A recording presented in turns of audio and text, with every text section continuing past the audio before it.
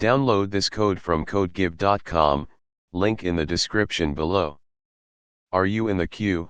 A deep dive into 190 visa applications, 2022 to 2024, understanding, estimating, and maximizing your chances.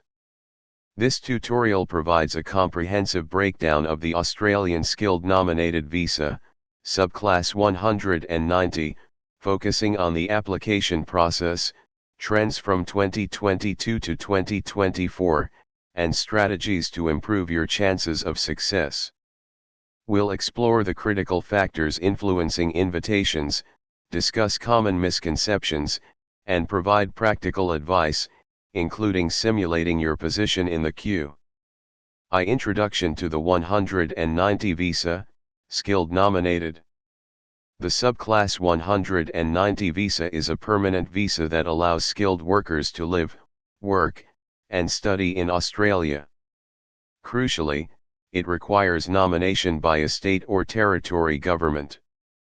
This nomination is the key aspect differentiating it from the 189 visa. The nomination grants an extra 5 points towards the overall points test, and more importantly, it unlocks the possibility to apply for the visa at all.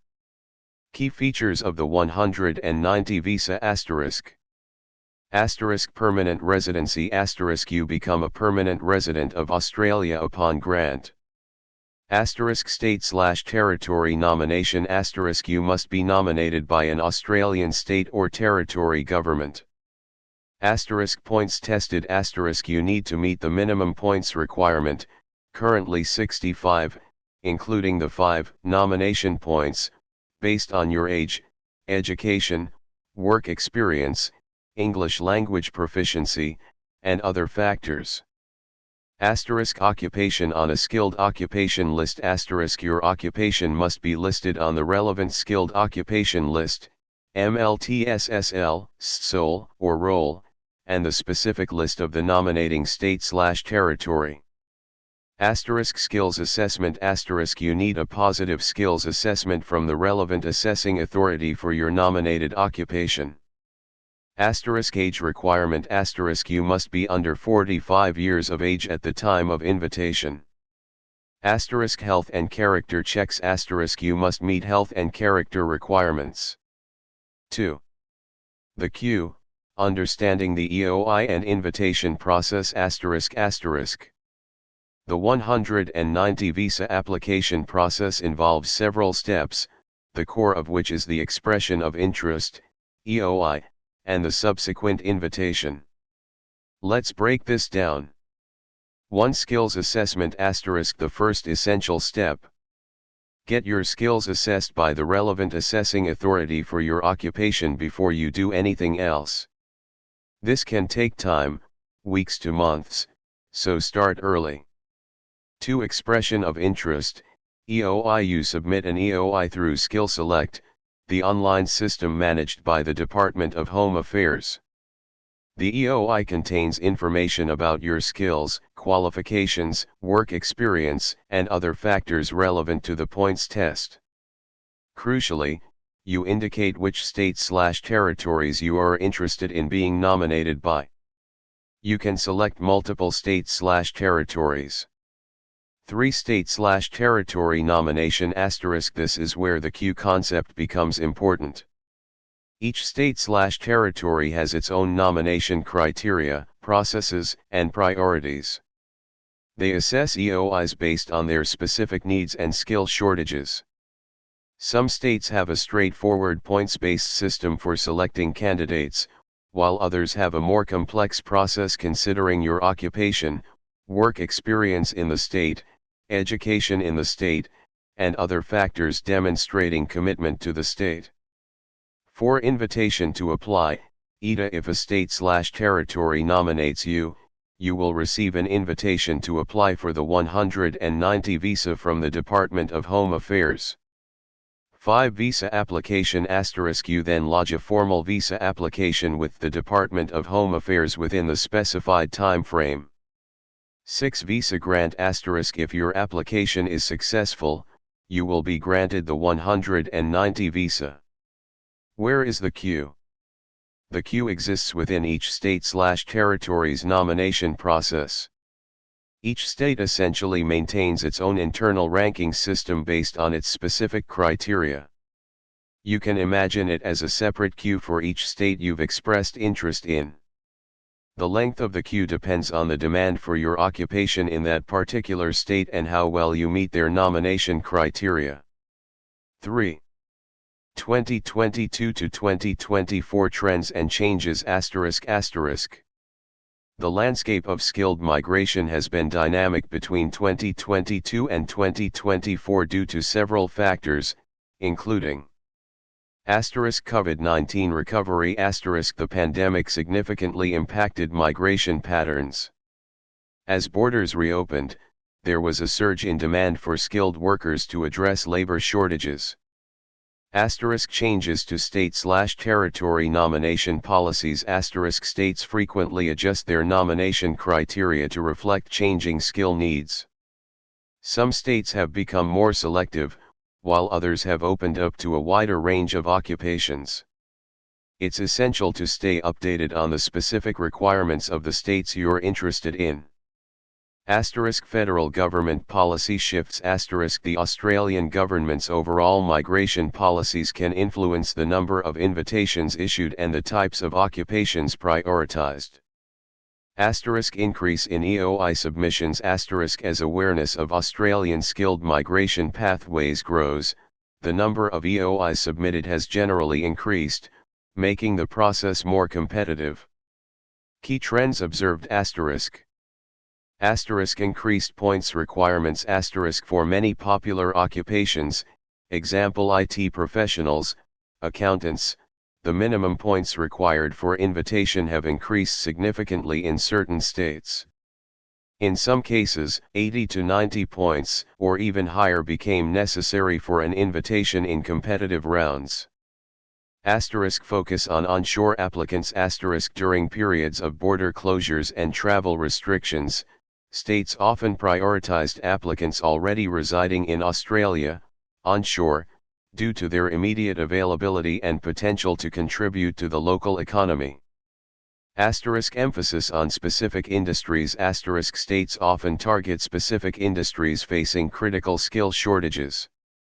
These industries vary by state but often include healthcare, engineering, IT, education, and agriculture. Variable nomination rounds the frequency and size of invitation rounds vary significantly between states and even within the same state over time. Some states hold regular rounds, while others have more ad hoc processes. Increased competition for offshore applicants with the relaxation of border restrictions, there has been a surge in applications from offshore candidates, making it more competitive for those residing outside Australia. Specific skills demands some states had high demand for very specific skills. For example, roles focused on cloud computing, data science, cybersecurity, or specific engineering disciplines often had better chances. 4. Estimating your position in the queue, simulation. Unfortunately, there's no official way to know your exact position in a state's nomination queue. States generally do not publish this information. However, you can create a simulation to estimate your chances based on publicly available data and past invitation trends. This is not a guarantee, but it can provide a valuable understanding of your prospects. Data collection ***. 1. State/territory nomination requirements ***. Thoroughly review the nomination criteria for the states you are interested in. Pay close attention to the points system, if applicable, required documentation, work experience requirements, education requirements, English language proficiency requirements, and any other specific factors they consider. 2. Occupation-specific information ***. Research the demand for your occupation in each state. Look for reports from state governments, industry associations, and recruitment agencies. Are there any specific skill shortages in your field? 3. Past invitation rounds * try to find data on past invitation rounds from the state governments. Some states publish information on the minimum points scores, occupations invited, and dates of the rounds. This is often available on their migration websites. Look for archived data too, as some sites may not actively maintain older round information. 4. Online forums and groups * engage in online forums and social media groups dedicated to Australian skilled migration. These communities can provide valuable insights into recent invitation trends and share anecdotal data on points scores and occupations. Be cautious and verify information from unofficial sources. Simulation logic, conceptual. The simulation aims to estimate how many applicants are likely ahead of you in a particular state's queue, given your points score, occupation, and other relevant factors. Conceptual algorithm * 1. Define parameters * state, the state you are analyzing, example New South Wales. * occupation, your nominated occupation, example software engineer. * your _points, your total points score, example 80. * occupation _demand, estimate the demand for your occupation in the state, example high, medium, low. You determine this based on your research. State _specificity, specific factors the state values, example experience in NSW, study in NSW. Assign weights, scores, to these factors.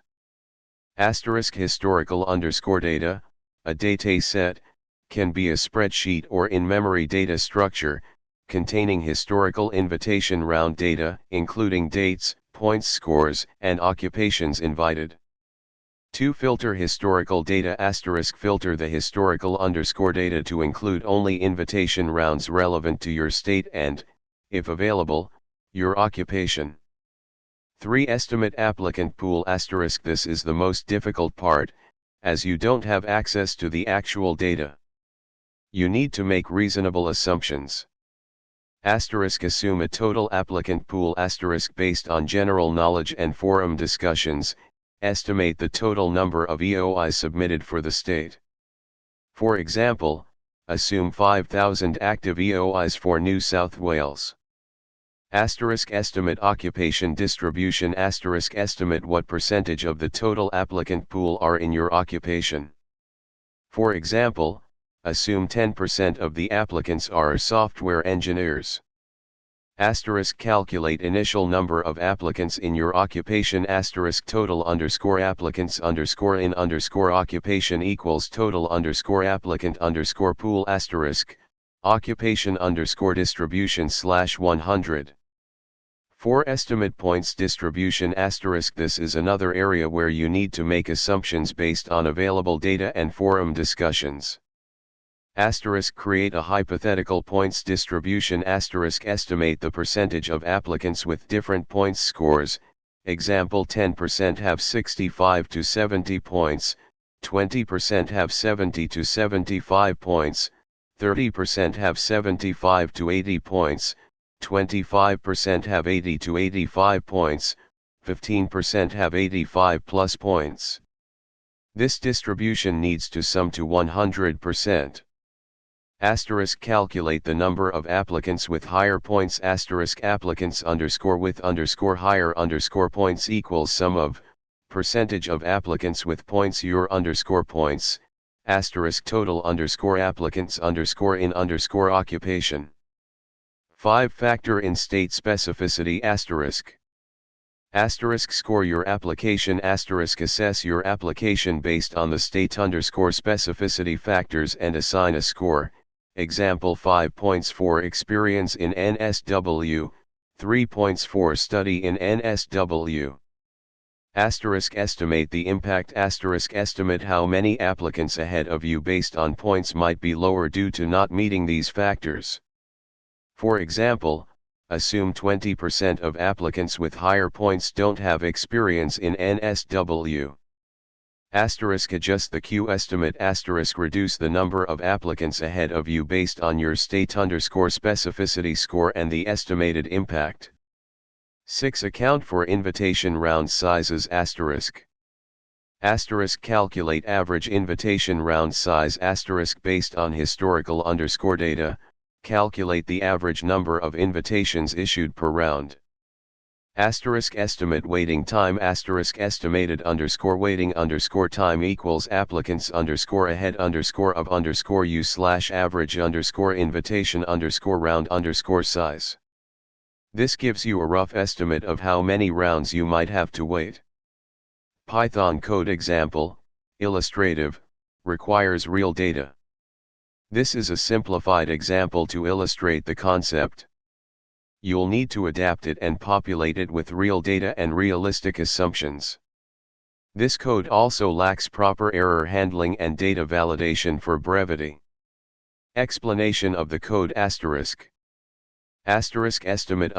Q position, state, occupation, your points, state specificity score, function. This function encapsulates the logic for estimating your Q position. Data. The code defines variables to store data related to the applicant pool, points distribution, and historical invitation data. Replace the placeholder data with your actual findings. This is the most crucial part of making the simulation meaningful. Consider using a data frame from pandas to store the historical data, which can facilitate data analysis. Calculations. The code performs calculations to estimate the number of applicants with higher points and adjusts the Q estimate based on state-specific factors.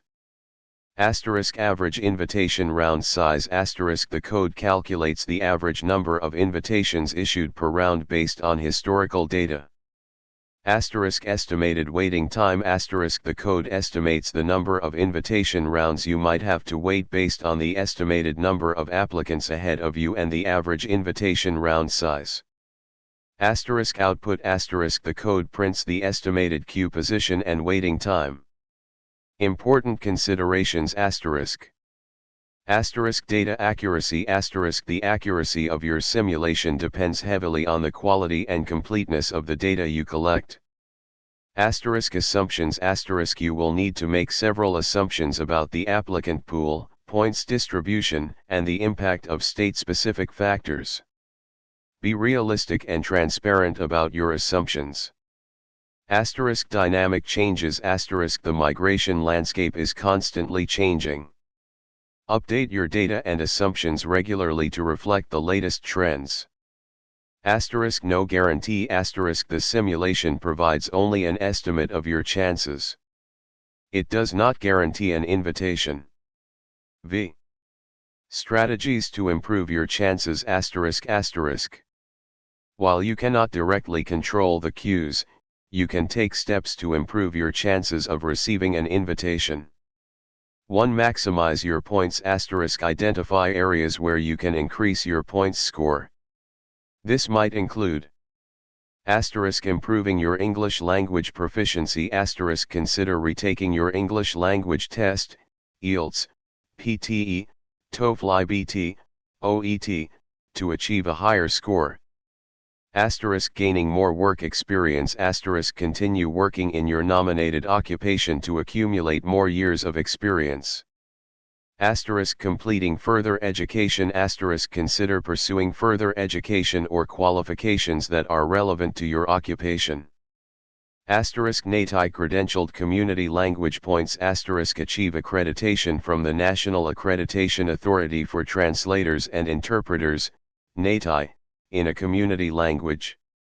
2. Target strategic states/territories. Research the nomination criteria of different states and territories carefully. Identify states where your occupation is in high demand and where you meet their specific requirements. Consider focusing your efforts on these states. This means selecting only the states where you have a realistic chance. Regional areas. Consider applying to regional states or territories. they may have lower points requirements and a greater need for skilled workers. Attend state information sessions. If available, check if any of the states you're interested in have online or in-person info sessions about their nomination process. This can give you insider information. 3. Highlight state-specific attributes. Demonstrate your commitment to the state you are applying to. This could include highlighting any past work experience in the state. If you have worked or studied in the state before, emphasize this in your EOI and supporting documents. Highlighting any family ties in the state. If you have family members who are permanent residents or citizens living in the state, mention this in your EOI. Researching and understanding the state's economy. Show that you understand the state's economy and how your skills can contribute to its growth. Networking and making connections. Attend industry events or connect with people in your field in the state to build relationships and demonstrate your interest. 4. Keep your EOI updated. Ensure that your EOI is accurate and up to date with your latest skills, qualifications, and work experience. An outdated EOI can negatively impact your chances. Also, make sure to keep all your information up to date to get as many points as possible. 5. Consider other visa options. While you are waiting for a 190 visa invitation, explore other visa options that might be available to you, such as the 491 visa, skilled work regional, provisional, visa, which provides a pathway to permanent residency after a few years of living and working in a regional area. The 189 visa, independent. This is the most competitive visa, but if you have very high points, 85 plus, and your occupation is on the MLTSSL, it's worth considering alongside the 190. 6. Seek professional advice. Consider consulting with a registered migration agent for personalized advice and assistance with your visa application. They can assess your situation, provide guidance on the best visa options for you, and help you prepare your application effectively. Choose a reputable agent registered with the Office of the Migration Agents Registration Authority, OMARA. 6. Common misconceptions. I have 65 points, I will definitely get an invitation. 65 points is the minimum requirement.